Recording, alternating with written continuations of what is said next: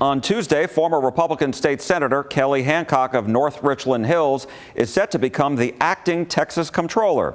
He was hired by outgoing Comptroller Glenn Hager to become the chief clerk, which now paves the way for him to lead the agency. Hancock also announced he's running for the job in the Republican primary next March and was backed by Governor Abbott. We heard from Hancock on last week's program about why he's running next year to keep his job.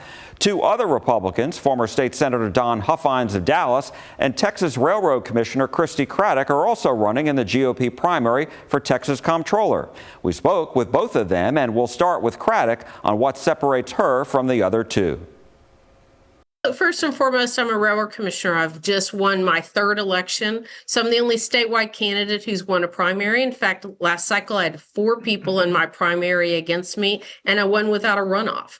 In my mind, first and foremost, as you walk into any business, any agency, you audit and see what is going on at that agency. You want to make sure you've got those conservative principles that we've got at the Railroad Commission. How long is it taking to audit? How long is it taking to get refunds back to people? So I think those are real specifics that we need to make sure we're doing for taxpayers in the state.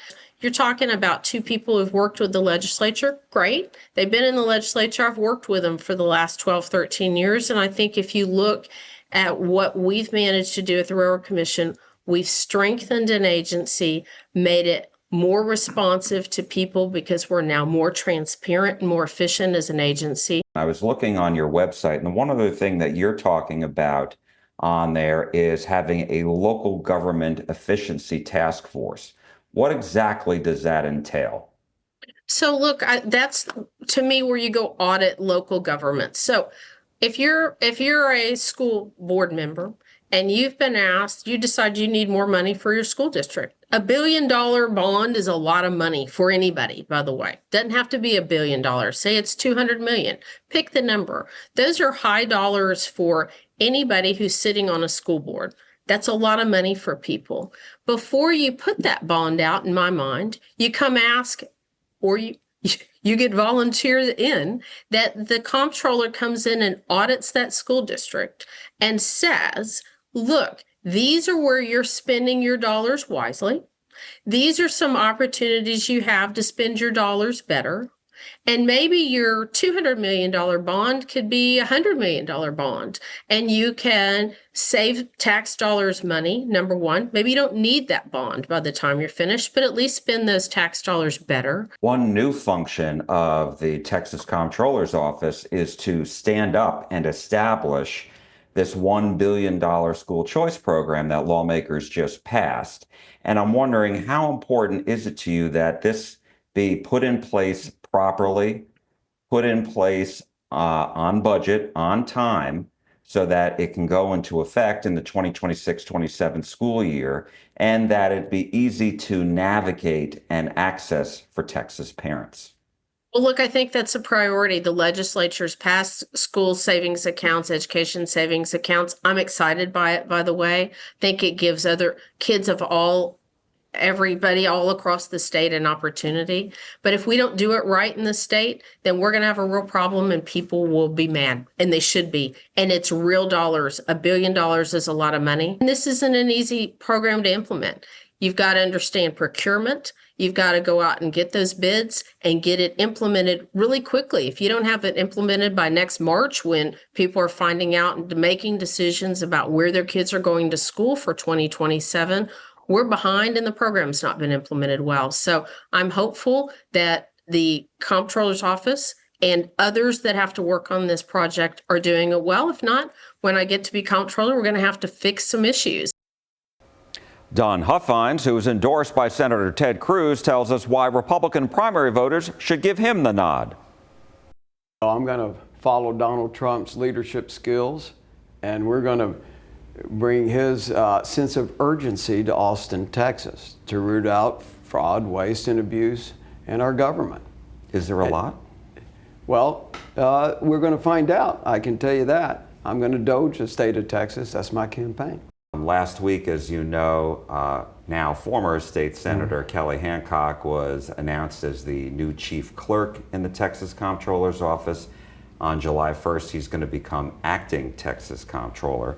And you posted on X this quote: "The political elite are manipulating the system to install another go-along-to-get-along lapdog as state comptroller." What exactly did you mean by that?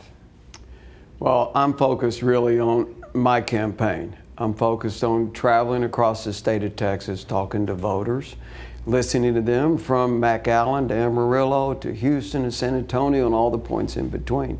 I'm asking them what their experience with the comptroller. I'm educating them about the comptroller's position.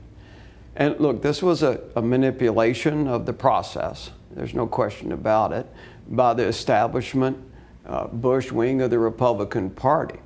And I think the voters are going to see through that, and that's why I'm going to win. Now, you have been backed by Senator Ted Cruz, among other conservatives. I know Hancock is now backed by Governor Abbott. And Governor Abbott, in his endorsement of Hancock last week, said that, quote, "I endorse Kelly Hancock because I want a candidate who will actually win the election, not someone who has already lost an election to a Democrat," referring to your loss to Nathan Johnson several years ago. I know you ran against the governor back in 2022. Do you have a response to what he said? I'm focused on my race. I really am. I mean, when I won the Senate race, I did something that had never been done before. I knocked out a 20-year plus incumbent in the Republican primary. It was unprecedented, never had happened before when I won. And I'm just really continuing to focus on talking to the voters. And when you say that you want to doge the comptroller's office, what exactly do you mean by that? I don't want to just doge the comptroller's office. I'm going to doge every agency I can in the state of Texas. And what that means is audit government. It means root out fraud, waste, and abuse. And it means get great transparency and return the savings I find to the taxpayers, hopefully via property tax relief. The other big new function that the Texas Comptroller's office is going to have is not only overseeing the $1 billion school choice program that lawmakers just passed, the education savings accounts, but the office in the next year is going to have to stand it up, create it. I'm very excited about that. When I was in the legislature, I was the first legislator to write a school choice program that incorporated ESAs, education savings accounts. I spent a lot of time on it, and we got that bill out of the Texas Senate.